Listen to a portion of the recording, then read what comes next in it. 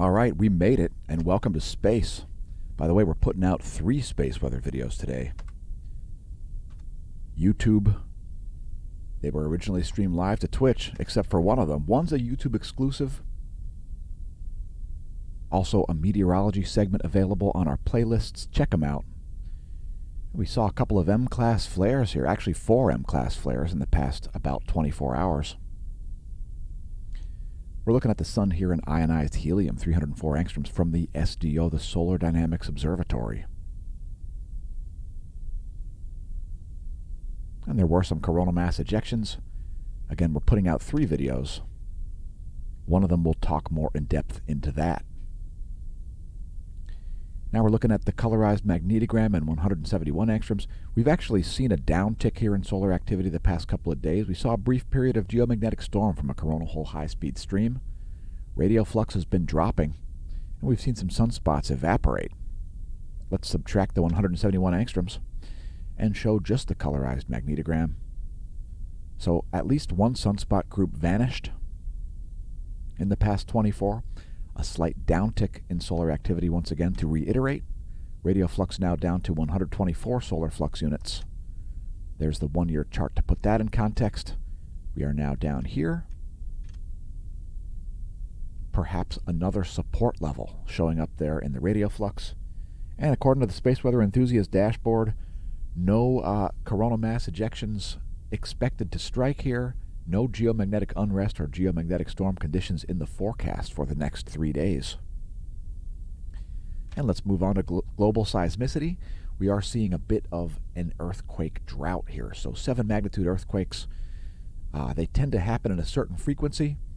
And I figured I'd bring up the 2018 bar graph here to show you a very, very long 7 magnitude earthquake drought, which ended in some huge earthquakes, as you can see there. So there's 2019. You can see a series of 7+ magnitude quakes and then a long period of none.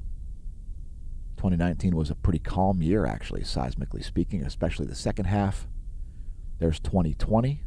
Many more 7 magnitude quakes in 2020. And there's 2021, a much more seismically active year. And there's 2022. There's the 90-day graph. Again, a bit of an earthquake drought happening here for 7 magnitude quakes. So we did see an uptick in the past 24 hours. A lot more quakes than we've been covering the past couple of days here. A couple quakes in the 5+ magnitude range, like this 5.0 near Tonga. That tiny island there north of New Zealand.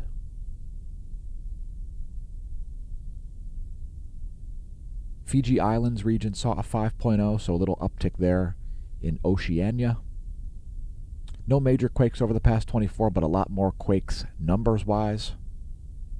There was a quake in Missouri, also at Wallis and Futuna. There was a 5.0 there in between Fiji and Tonga. South Sandwich Island saw a 5.0 as well, near the tri-plate boundary between the South Pacific Plate, the South Atlantic Plate, and the Antarctican Plate.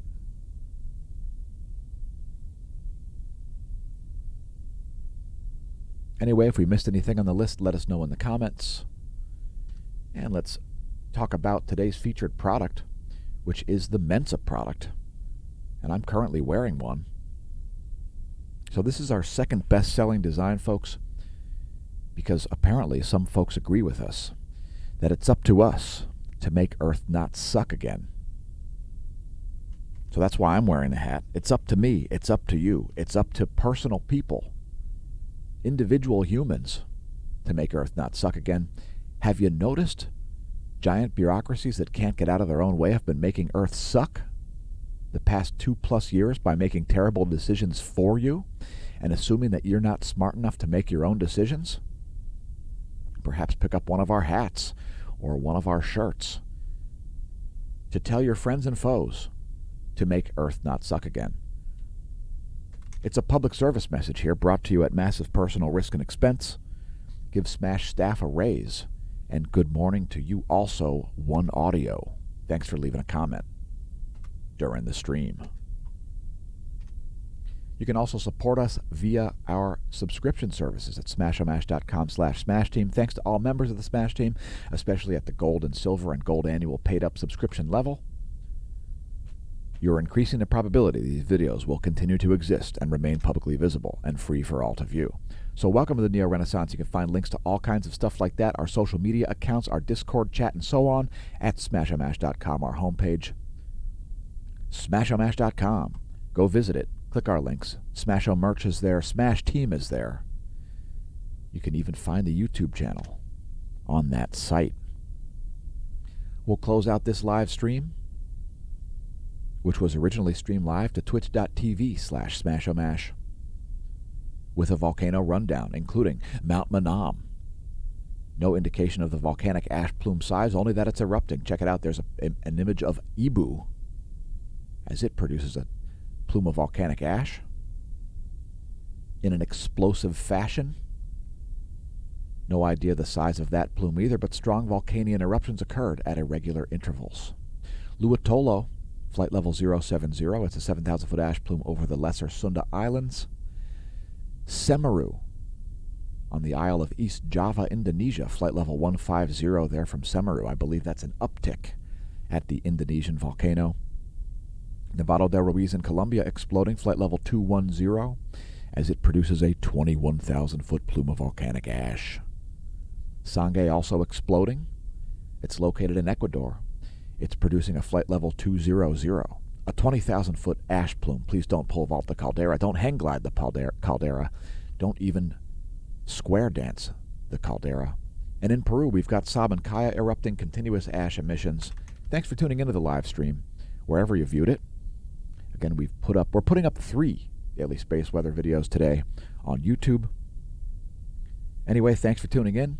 Press like, press subscribe, press share, tell your friends and foes about us. We'll see you soon, and may that solar wind be at your back.